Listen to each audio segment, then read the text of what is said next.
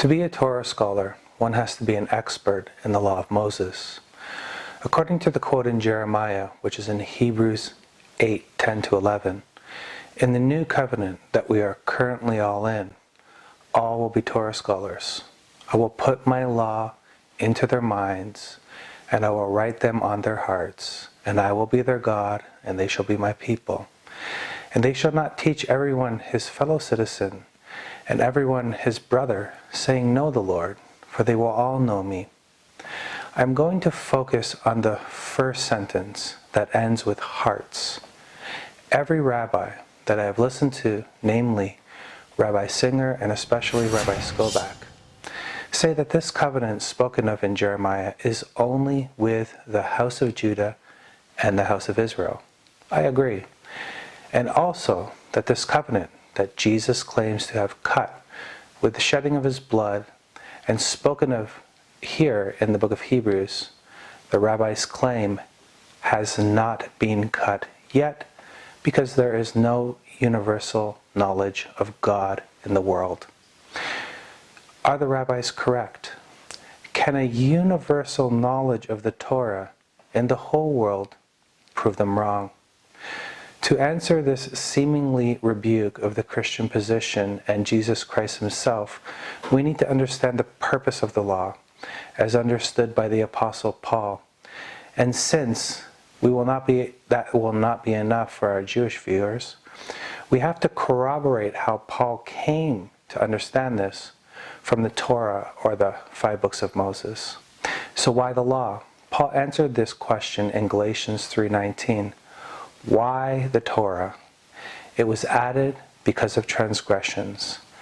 And a statement that has really seemed to get under the skin of Rabbi Skobach is Paul's statement in verse 24, where the law is compared to, in some versions, a schoolmaster or a tutor to lead us to Christ.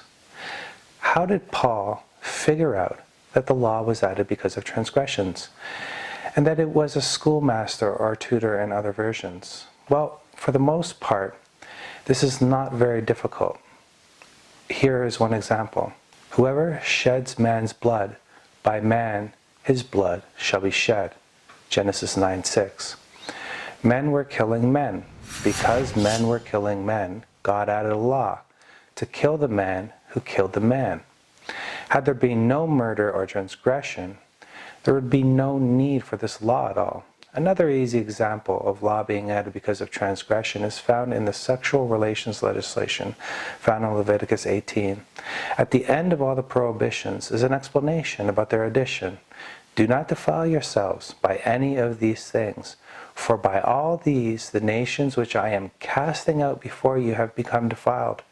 For the land has become defiled, therefore I have brought its punishment upon it. So the land has spewed out its inhabitants. Leviticus 18:24-25.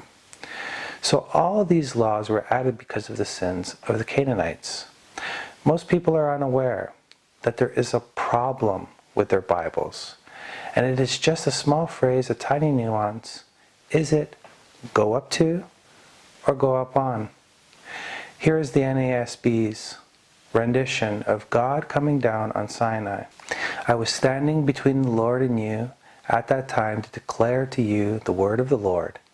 For you were afraid because of the fire and did not go up the mountain. Deuteronomy 5:5. Here Moses makes clear that because the children of Israel were afraid, they did not go up on the mountain. But here, the NASB's first telling of the same story, you shall set bounds for the people all around, saying, beware that you do not go up on the mountain or touch the border of it. Whoever touches the mountain shall surely be put to death. No hand shall touch him, but he shall surely be stoned or shot through. Whether beast, man, he shall not live. When the ram's horn sounds a long blast, they shall come up to the mountain. You see, the Hebrew does not support come up to. It supports come up on.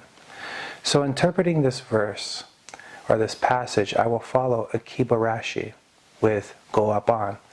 And for those of you who have an NETS, though the story is slightly nuanced, even the Septuagint supports go up on when it says, whenever the sound of the trumpets and the cloud leave the mountain, they shall come up on the mountain.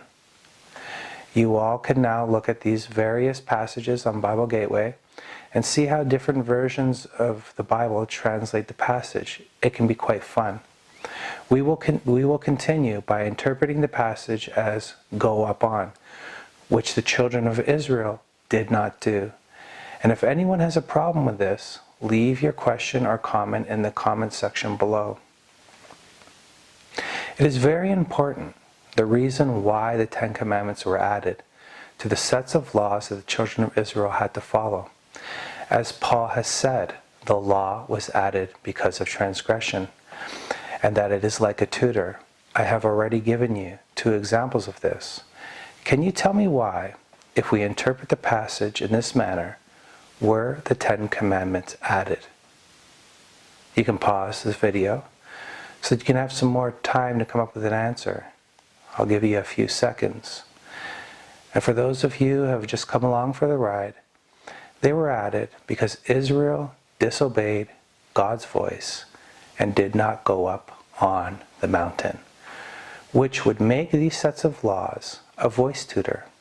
And in my book, Faith and the Lack of Knowledge, I show how these laws take us out of a lack of knowledge about whether it is God speaking to us or somebody else.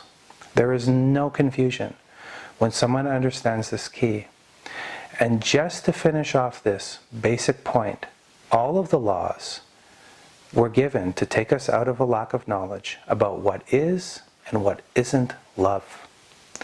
If we know that it is God speaking to us in our mind, then we can follow His directions for our lives and be overwhelmed when God says things like, I love you. I originally started this whole series because I wanted to put the New Covenant on display in parallel to a show on TV called 90 Day Fiancé, before the 90 days.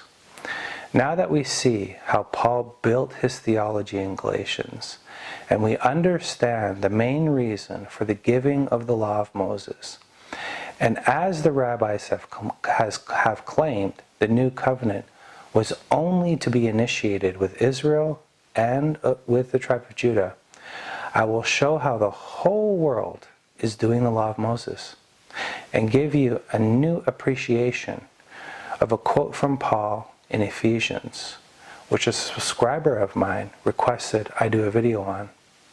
So then, you are no longer strangers and aliens, but you are fellow citizens with the saints, and are of God's household, having been built on the foundation of the apostles and the prophets, Christ Jesus Himself being the cornerstone, in whom the whole building being fitted together is growing into a holy temple in the Lord, in whom you also are being built together into a dwelling of God in the Spirit.